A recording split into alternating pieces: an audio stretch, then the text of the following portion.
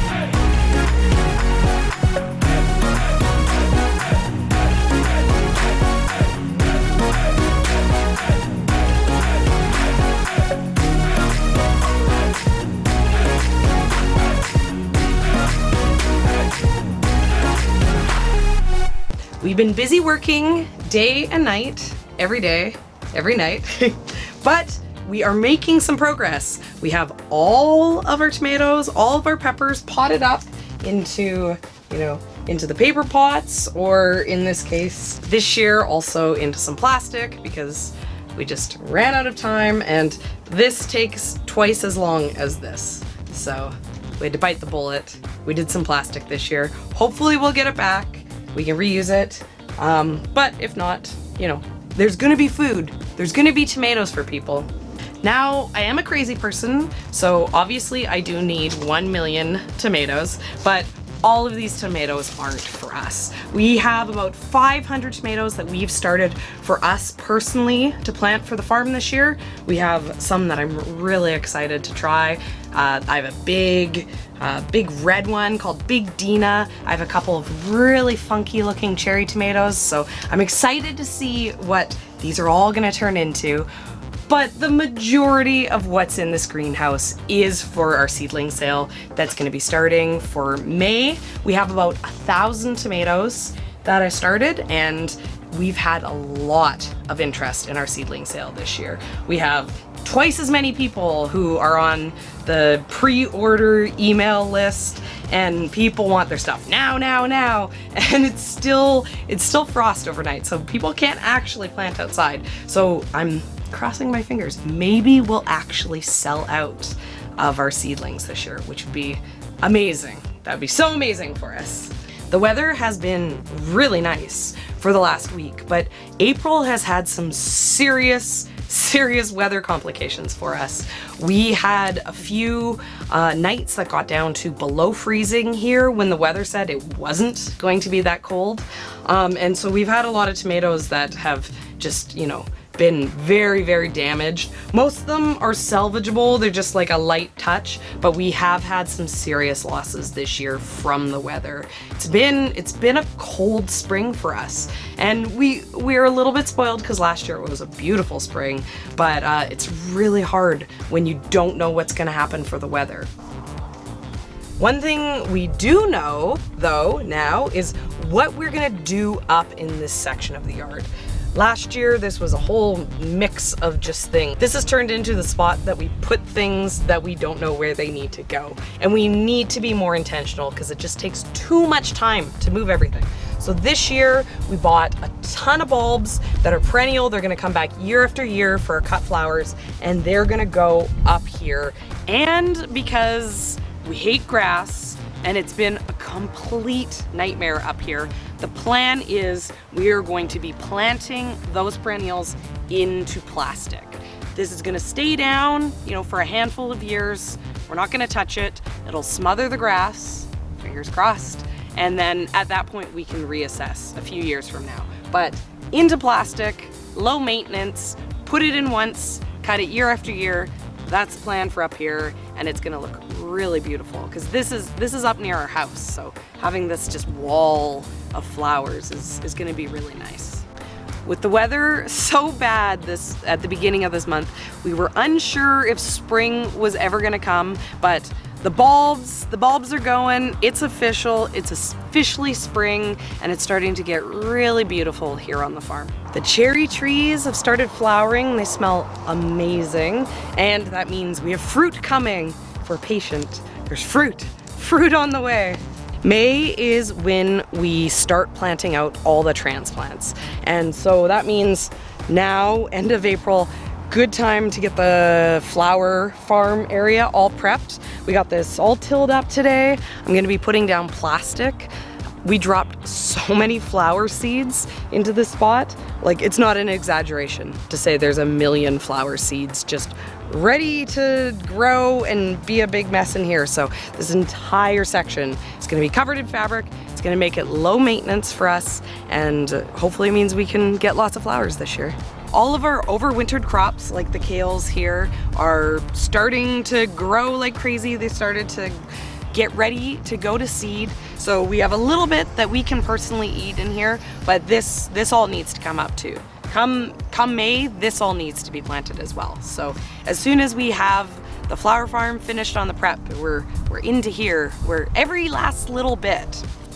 May is when we plant out all the warm weather crops, like the flowers, but by this point, end of April, we actually have a lot already into the farm.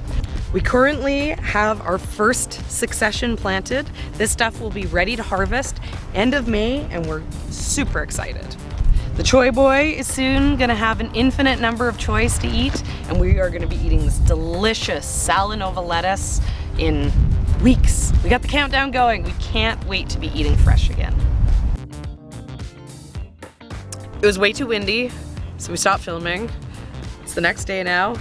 The wind's calmed down, but we're gonna continue on from where we left off.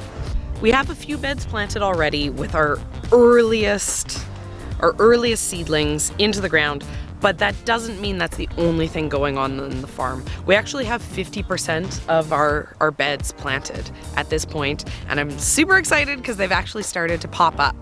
Some of our earliest plantings that we do are carrots and beets. Here I have a little bit of a bed of spinach. I have some radishes, some turnips. I have other greens. I have an entire bed of baby red Russian kale planted up. I have a bed of mustard greens that we're gonna be picking. There is a lot in the ground right now, and the hopes is that it will all kind of come at the same time, and end of May, beginning of June, we'll be able to have a good, steady amount of produce coming out of the farm, and we can start the sales up again.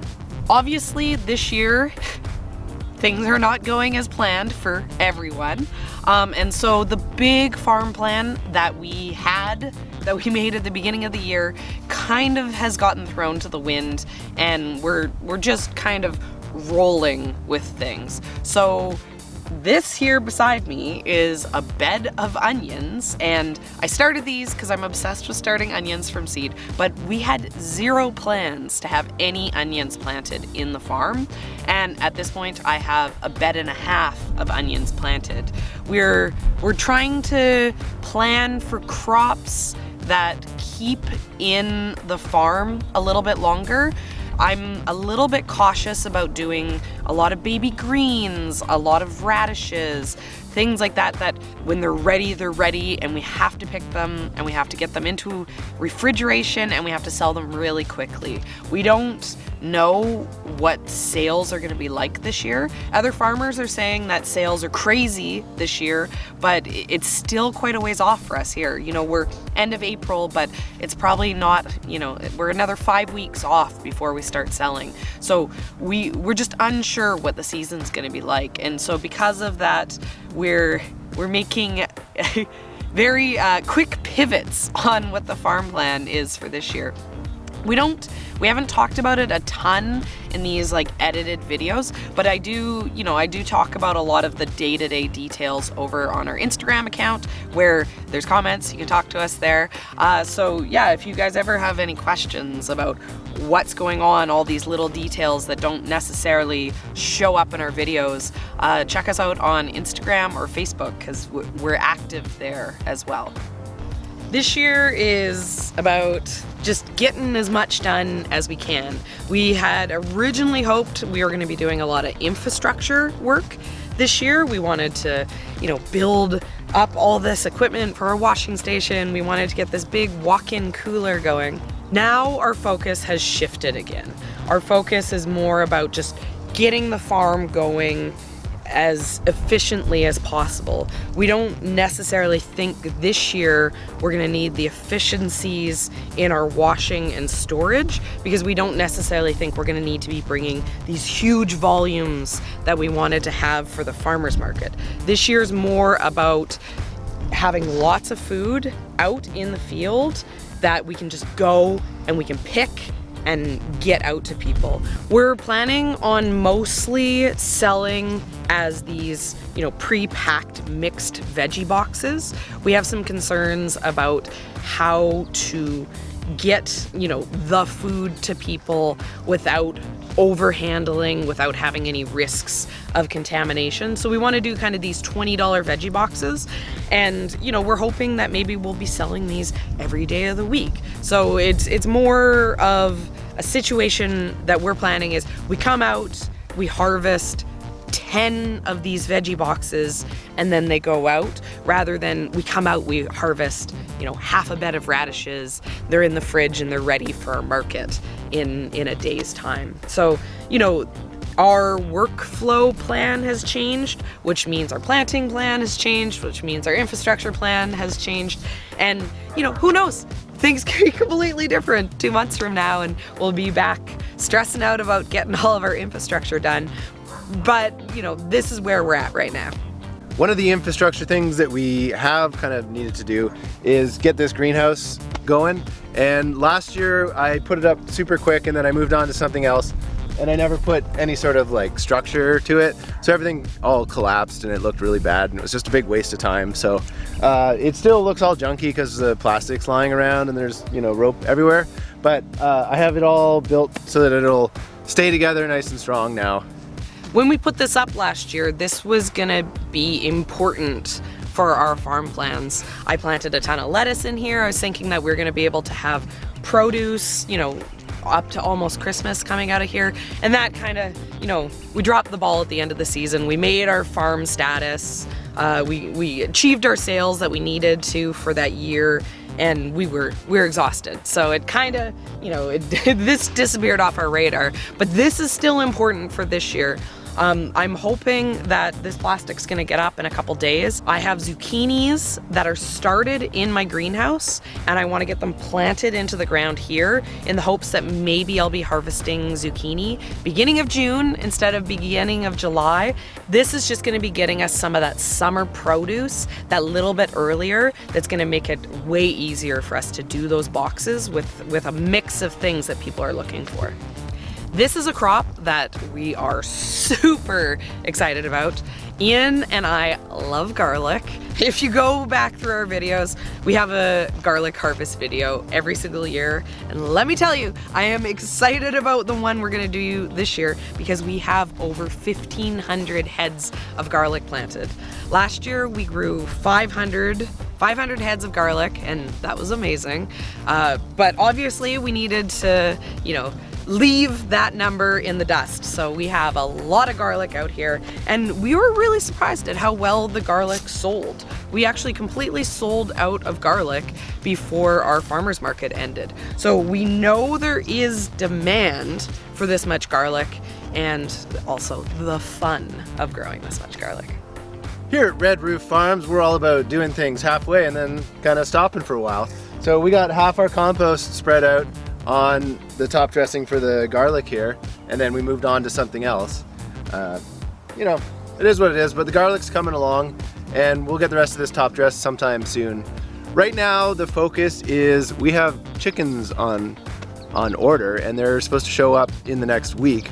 So I have been focusing all my energy on the chicken coop, which is over there, and the chicken run, which has been a lot of work because there was a lot of garbage in there. And come along, I'll show you. This is one of our least filmed areas of the farm. It was kind of like the junk spot for the previous owners, and it's continued to be that for us. They left a lot of stuff, and I didn't do a ton of dump runs with it because I was focused on the outbuilding when we first moved here. So a lot of this stuff is still here from the previous owners. And I've been doing dump runs this week and putting anything that has value. We've just been offering it for free online because, like, if we haven't used it yet, we're not going to use it. Basically, from here all the way down to the property end there, it's probably, I don't know, it's at least half an acre, I'd say. That's gonna be our chicken run for only 30 chickens, so those will be some happy chickens with lots of space to run around. I'm maybe a third of the way through pounding in these posts, and then I moved on to something else. But I'm gonna finish this up today. I'm gonna finish this run of fence, and then I gotta put up all the fencing, and then we at least have the enclosure done for the chickens, so that when we get them, you know, they won't go into our garden and eat all our seedlings.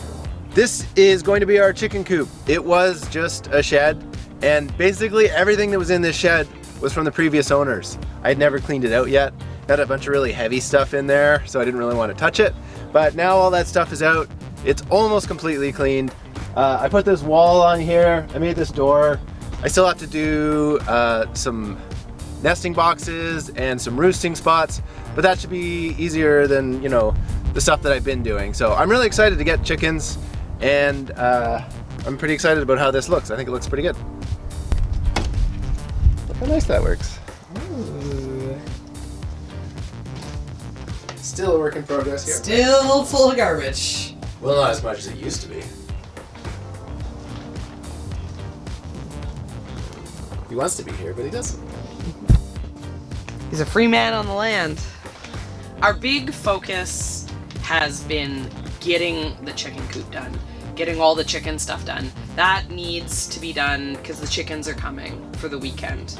But as soon as we're finished there, the focus is flipping back to the seedling sale. We're getting close to the time when, you know, we're starting to get into that frost-free period in parts of our town.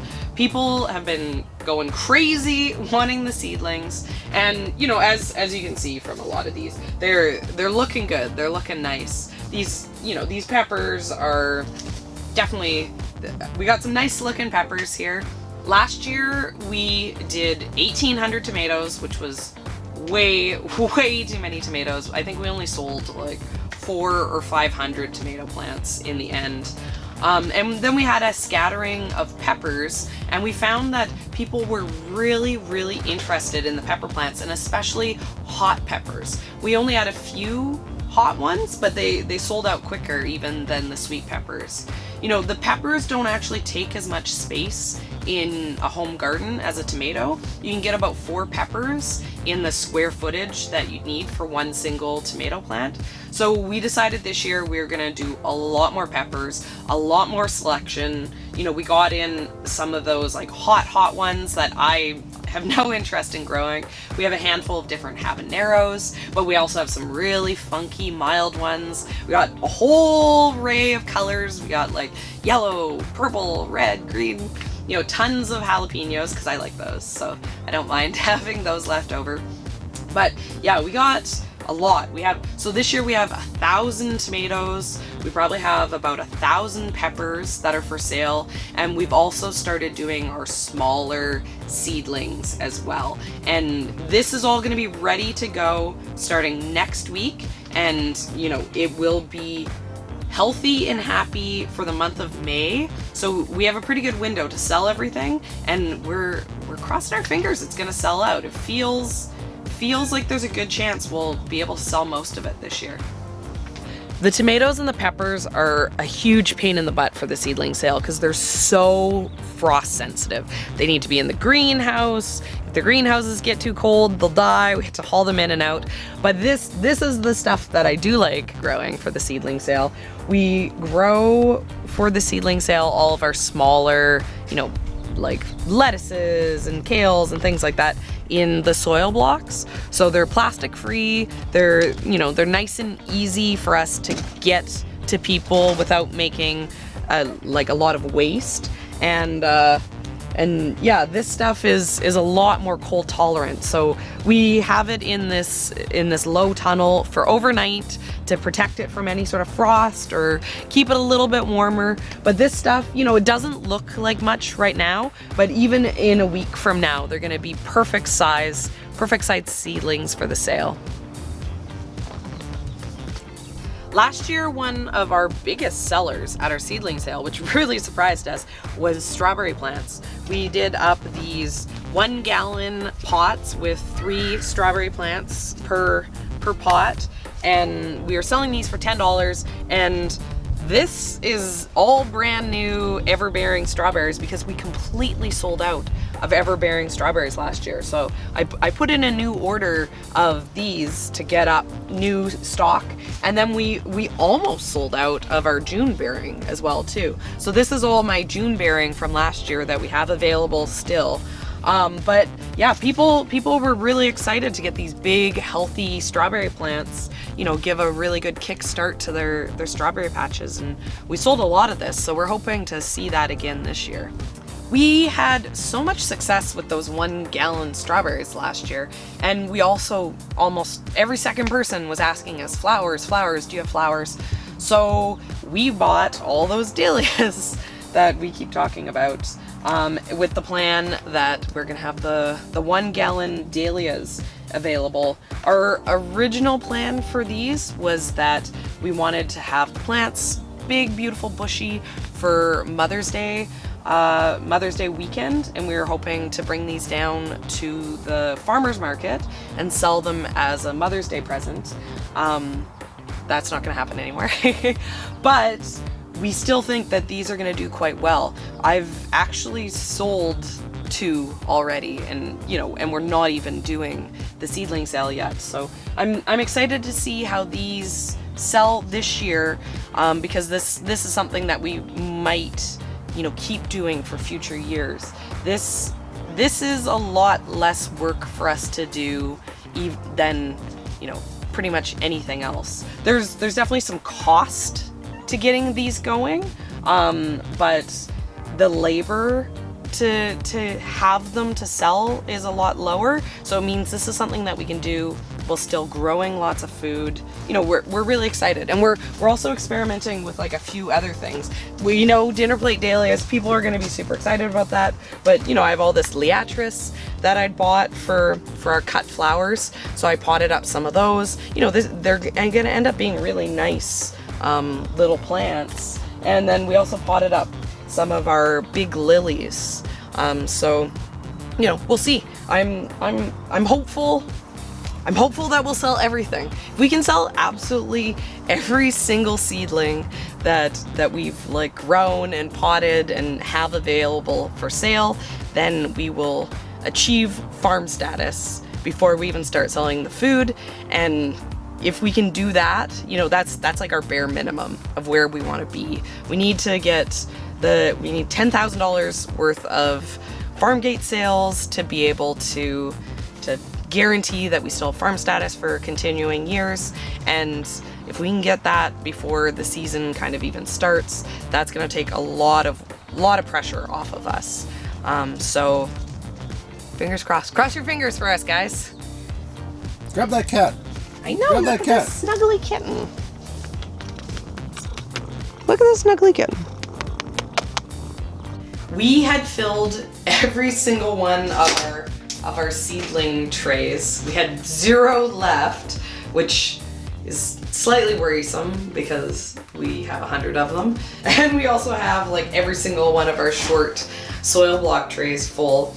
But I finished potting up all the tomatoes and the peppers, so I had more trays. So back to seed starting, back to growing stuff in this room. We have the outdoor greenhouse, which is great this time of year for starting seeds, but we had a huge issue. We had all these soil block trays of our zucchinis and our our zinnias and our cucumbers, all these bigger seeded seeds out in our greenhouse. We closed up the tunnel, we came back in the morning, all the seeds had been dug out, eaten. We had mice that were eating our seedlings. I'd actually planted every single green zucchini and yellow zucchini that I had available for our seedling sale. So there wasn't even the chance of replanting after the mouse had eaten all this. So now I'm a little bit more paranoid about what I'm putting out in that specific tunnel. So what I have in here right now is the stuff that a mouse would like to eat. I have like sunflowers, I have my winter squash, all this stuff I need in here to be protected because I can't afford for the mouse to come and eat them all again. Can't afford for all my seedlings to be mouse food. So once these get growing, they're back out in the greenhouse. We can get back to using those greenhouses again, and hopefully Bo, our cat who's supposed to be killing all the mice for us, can get to work because he's been slacking on his job.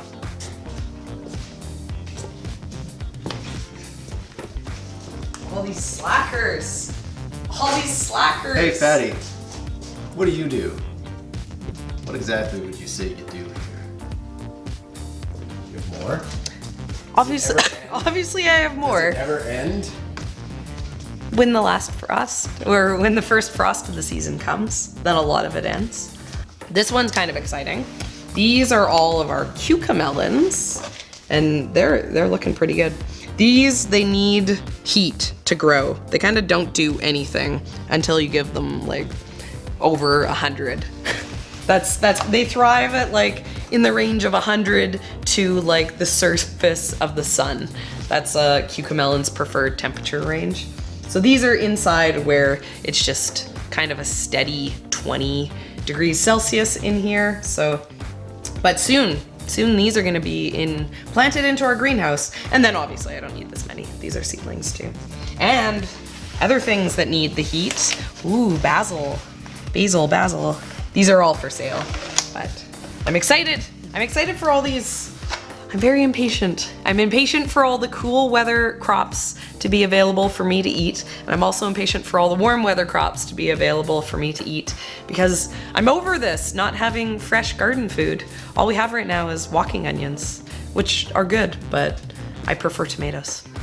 One of the things I was really surprised about when we transitioned from, doing the home garden thing to doing the farm is before August and September was our like insane crazy time of the year, because the biggest labor was in harvesting and preserving the harvest.